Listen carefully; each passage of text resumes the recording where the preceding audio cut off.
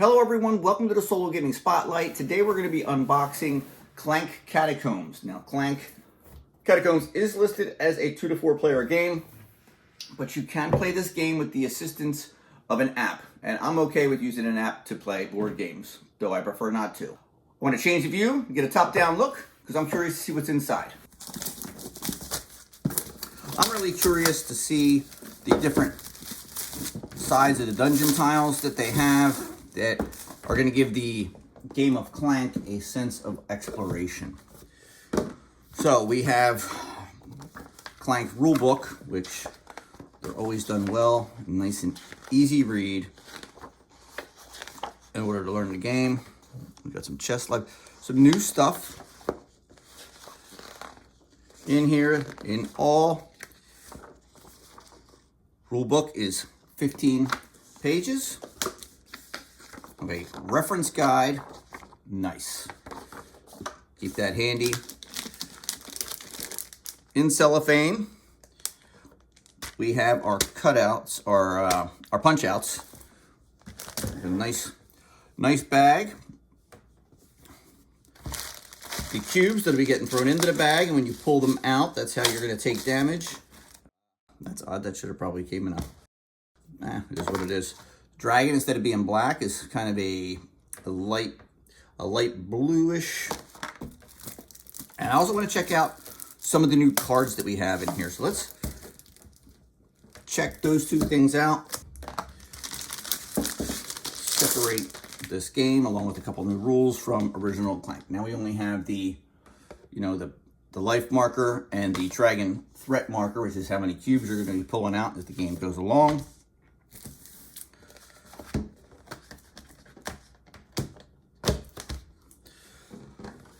So we have these little small, they're one side. Oh, okay, I got you. You'll form a deck of these cards, flip them out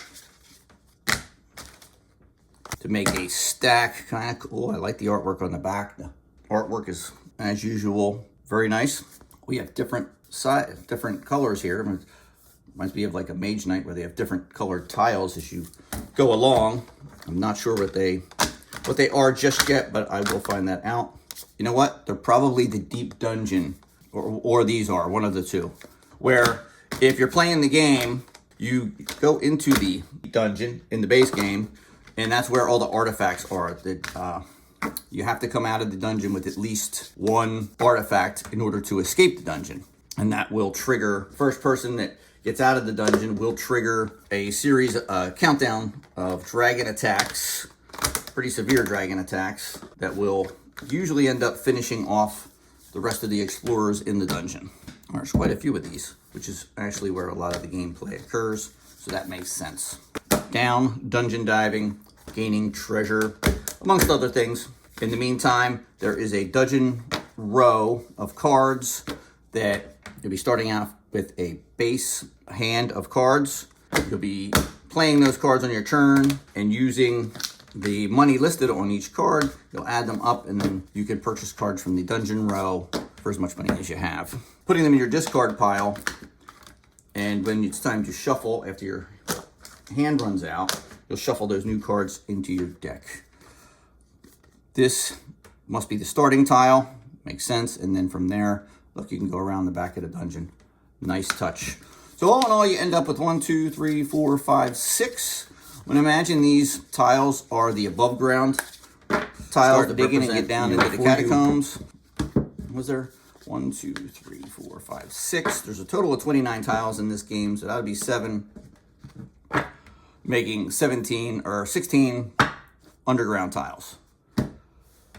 Let's get to the cards.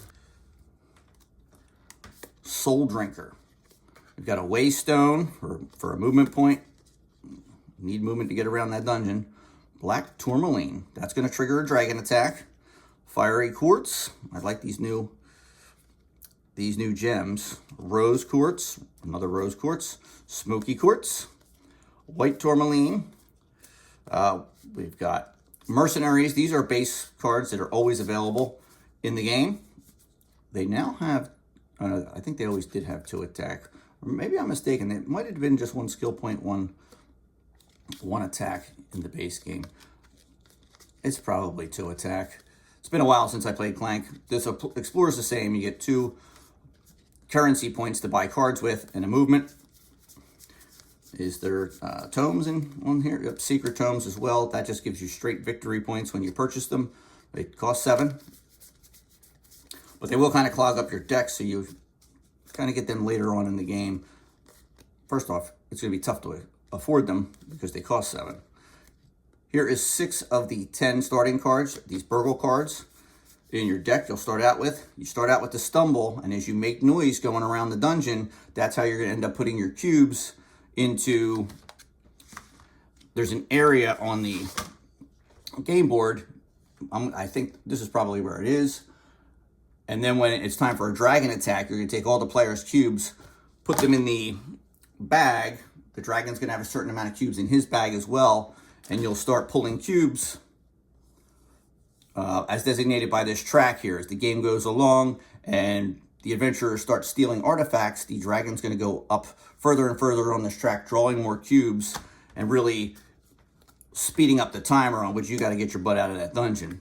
Sidestep, you're going to start out with some movement, and a scramble that's going to give you a buying point and a movement. And that'll be your starting deck, the 6 burgles, the 2 clanks, a sidestep, and a scramble. You got another one as well. There should be 4 because there's a 4-player game. But that's the first card I've ever seen with 4 attack on it. If you defeat a monster in the dungeon row this turn, gain a health point. And as you're losing health as you're exploring the dungeon, especially they have different areas where they have these monsters on them. And you, in order to travel through there, you're either going to take a health point, you're going to lose 1, or if you have one of those attack symbols, you'll spend one of them to defeat that monster on your path. So they come in really handy, especially down in the dungeon where the monsters are going to be located for the most part. I don't think they're located above ground, but actually I think there were some. Here's the good old proverbial goblin who's always out there. It's going to require 2 attack to defeat him. And you're going to end up gaining a gold, which you can use to buy different items that can help you around the dungeon. Different keys that'll unlock doors. Different artifacts to give you more victory points. And there's a couple other things I can't recall. These are the different monsters that come out and they end up in the dungeon row. And if you defeat them, you get some sort of bonus. When it arrives, you rotate each square tile with any player on it 180 degrees. That's really cool. An animated wall, nice and thematic.